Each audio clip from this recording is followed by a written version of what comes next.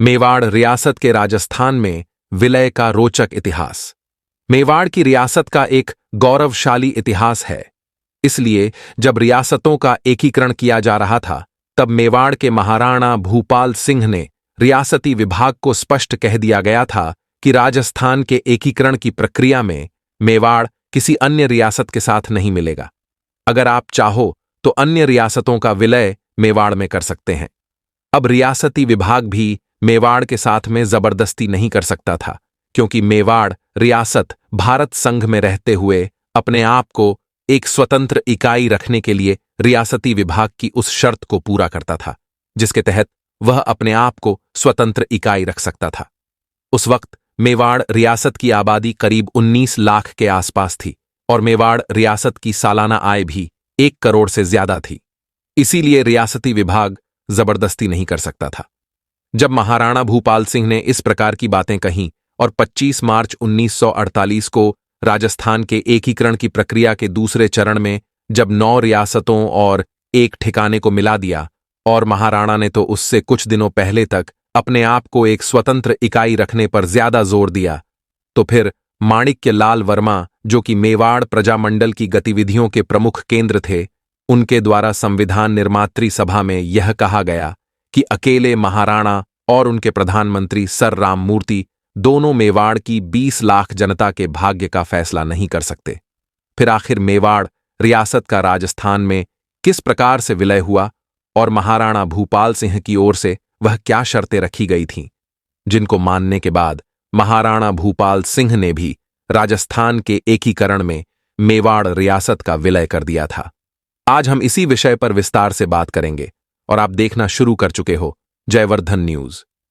वैसे तो मेवाड़ के महाराणा भूपाल सिंह ने भारत की स्वतंत्रता प्राप्ति के समय, भारत विभाजन के समय भारत संघ में सम्मिलित होना स्वीकार किया था। मोहम्मद अली जिन्ना और भोपाल के नवाब हमीदुल्ला खां के उन प्रयासों को 2 टूक शब्दों में विराम दे दिया था कि उन्हें किस संघ में शामिल होना है, भारत या पाकिस्तान में। भूपाल सिंह बोले कि इसका फैसला तो मेरे पूर्वज ही कर गए थे। मेवाड़ तो हैदराबाद से बड़ी रियासत थी। वे बोले कि अपने पूर्वजों की इच्छा के अनुरूप ही मेवाड़ भारत संघ में ही सम्मिलित होगा।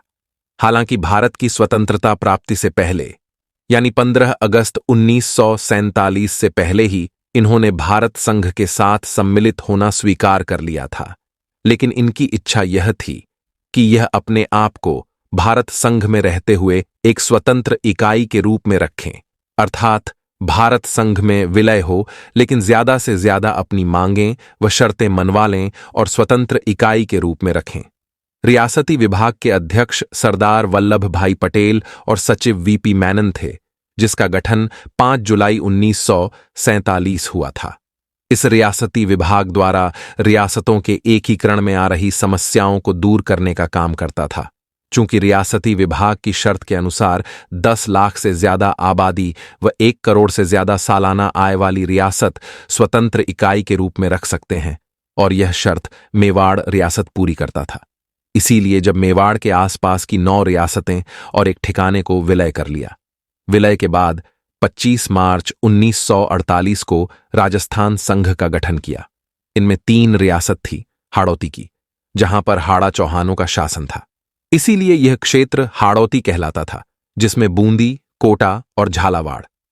इसके अतिरिक्त वागड़ की 3 रियासतें डूंगरपुर, बांसवाड़ा, प्रतापगढ़ तथा शाहपुरा रियासत, जो वर्तमान में भीलवाड़ा जिले में है। इसके अलावा किशनगढ़, जो वर्तमान में अजमेर जिले में है, और एक टोंक रियासत थी। साथ ही एक ठिकाना जो बांसवाड़ा जिले में कुशलगढ़ था।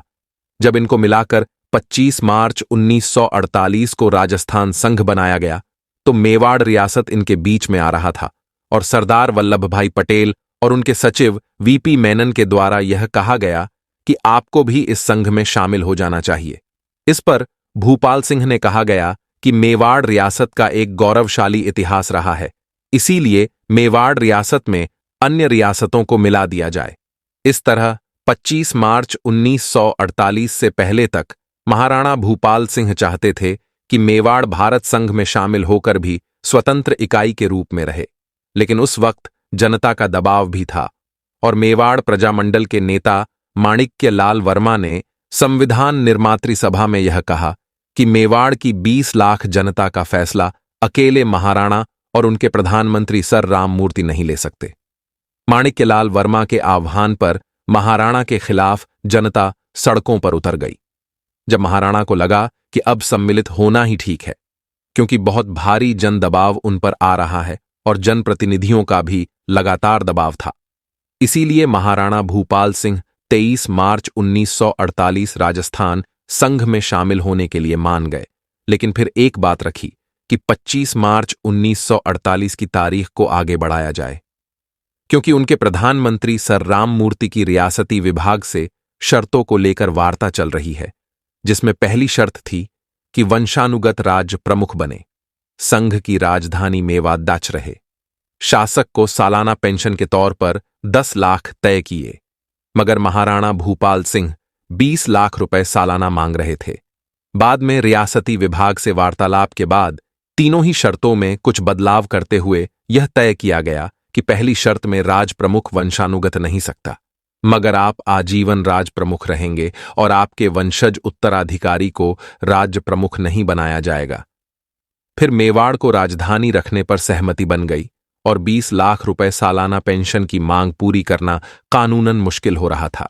इस पर कुछ वार्तालाप के बाद यह तय किया कि 10 लाख वार्षिक पेंशन, 5 लाख राज्य प्रमुख को भत्ता मिलेगा और 5 लाख रुपए धार्मिक कार्यों के लिए दिए जाएंगे। इस तरह तीनों शर्तों पर सहमति बन गई। अब मेवाड़ रियासत को सम्मिलित करने के लिए 11 अप्रैल 1948 को महाराणा भूपाल सिंह के नए समझौता पत्र के तहत राजस्थान के एकीकरण की प्रक्रिया का तीसरा चरण शुरू हुआ। इस तरह संयुक्त राजस्थान यानी यूनाइटेड स्टेट ऑफ राजस्थान पर मेवाड़ रियासत के हस्ताक्षर हो गए। साथ ही 9 रियासतों और एक ठिकाने के द्वारा भी इस समझौते पर हस्ताक्षर कर दिए गए। क्योंकि अब मेवाड़ जब मिल रहा था, तो अब बाकी की जो शर्तें थीं वह ज्यादातर मेवाड़ रियासत के अनुसार ही पूरी की जानी तय हो गई। इसके बाद 18 अप्रैल 1948 को संयुक्त राजस्थान का विधिवत गठन कर दिया गया। मेवाड़ की गौरवमय परंपरा के तहत इस पल को अविस्मरणीय बनाने के लिए उस वक्त के सबसे बड़े नेता थे, जो कि पंडित जवाहरलाल नेहरू को बुलाया गया था और उनके सानिध्य में संयुक्त राजस्थान का गठन किया गया। इससे पहले 2 चरण में मत्स्य संघ और राजस्थान संघ का गठन नरहर विष्णु गाडगिल के द्वारा किया गया था, जो उस समय के भारत के खनिज मंत्री, पीडब्ल्यूडी मंत्री और ऊर्जा मंत्री थे। इस तरह मेवाड़ रियासत शामिल होने से बने संयुक्त राजस्थान का कुल क्षेत्रफल 29,777 वर्ग मील हो गया और इसकी कुल आबादी 42,60,000 हो गई। साथ ही वार्षिक आय 316 लाख हो गई। यह हिंदी ग्रंथ अकादमी की किताब के आंकड़े हैं, जबकि राजस्थान विधानसभा पोर्टल पर दर्ज आंकड़ों में आंशिक अंतर है। इससे पहले दूसरे चरण में बने राजस्थान संघ का क्षेत्रफल 18,807 वर्ग मील था। अगर अकेले मेवाड़ का एरिया देखा जाए तो वह है 1,29,730 वर्ग मील था। बाद मंत्रिमंडल का गठन किया गया, जिसमें राज्य प्रमुख, उप राज्य प्रमुख, कनिष्ठ उप प्रमुख मनोनीत किया गया। महाराणा भूपाल सिंह को शर्त के अनुसार राज्य प्रमुख बनाया गया। फिर कोटा के जो शासक थे, महारावल भीम सिंह, वे थोड़ा नाराज हुए कि कोटा को राजधानी से भी हटा दिया और उनके राज्य प्रमुख का पद भी छीन लिया। इस पर प्रजामंडल द्वारा उन्हें प्रसन्न करने के लिए कहा गया कि प्रतिवर्ष विधानमंडल सत्र कोटा में आयोजित किया जाएगा। इसके अलावा कोटा के ऐतिहासिक महत्व को देखते हुए कोटा के विकास के लिए भी प्रयास किए जाएंगे। साथ ही महारावल भीम सिंह को वरिष्ठ उपराज्य प्रमुख बना दिया गया। बूंदी के शासक महाराल बहादुर सिंह कनिष्ठ उपराज्य प्रमुख बना गया। डूंगरपुर के शासक महारावल लक्ष्मण सिंह को भी उपराज्य प्रमुख बनाया गया। फिर मंत्रिमंडल का गठन किया गया, जिसमें माणिक्य लाल वर्मा को प्रधानमंत्री बनाया गया। गोकुल लाल असावा उप प्रधानमंत्री बनाया गया, जिनका जन्म राजस्थान के टोंक जिले के देवली में हुआ था। शाहपुरा रियासत में सबसे पहले उत्तरदायी सरकार का गठन हुआ था, जिसमें गोकुल लाल असावा को मंत्री बनाए थे। साथ ही मंत्रिमंडल में डूंगरपुर के भोंगीलाल पांड्या को शामिल किया, जिन्हें वागड़ का गांधी भी कहा जाता है। राजस्थान का गांधी गोकुल भाई भट्ट को कहा जाता है, जो उस वक्त राजस्थान कांग्रेस कमेटी के प्रदेश अध्यक्ष भी रहे थे। इसके अलावा प्रेम नारायण माथुर, भूरेलाल बयां, मोहनलाल सुखाड़िया को भी मंत्रिमंडल में शामिल किया था, जो बाद में 4 बार राजस्थान के मुख्यमंत्री बने थे, जिन्हें आधुनिक राजस्थान का निर्माता भी कहते हैं। बूंदी से बृज सुंदर शर्मा, बूंदी और कोटा से अभिन्न हरि को भी मंत्रिमंडल में शामिल किया। अंग्रेजों के विरुद्ध विरोध प्रदर्शन पर भूरेलाल बयां को गिरफ्तार कर लिया था, जिन्हें सराड़ा के किले में रखा था, जिसे मेवाड़ का काला पानी कहा जाता था, जबकि राजस्थान का काला पानी के नाम से मशहूर किला है माचिया का किला, जो कि जोधपुर में स्थित है। वर्ष 1942 में 42 स्वतंत्रता सेनानियों को उसी जगह कैद कर रखा गया था। स्वतंत्रता सेनानियों की याद में 15 अप्रैल 1999 में गहलोत सरकार द्वारा कीर्ति स्तंभ का निर्माण भी कराया गया। रियासतों के महाराणा व जनप्रतिनिधियों के बीच विवाद हो गया था। उस वक्त महाराणा चाहते थे कि मंत्रिमंडल में उनके जागीरदारों को भी शामिल किया जाए ताकि उनका प्रभाव बना रहे। हालांकि राजा महाराणाओं की वह बात कायम नहीं रही। जनप्रतिनिधियों के दबाव के चलते जागीरदारों का मंत्रिमंडल में शामिल करने की बात चली नहीं। इस तरह लोकल व देश दुनिया की रोचक खबरों के लिए देखते रहिए जयवर्धन न्यूज। धन्यवाद।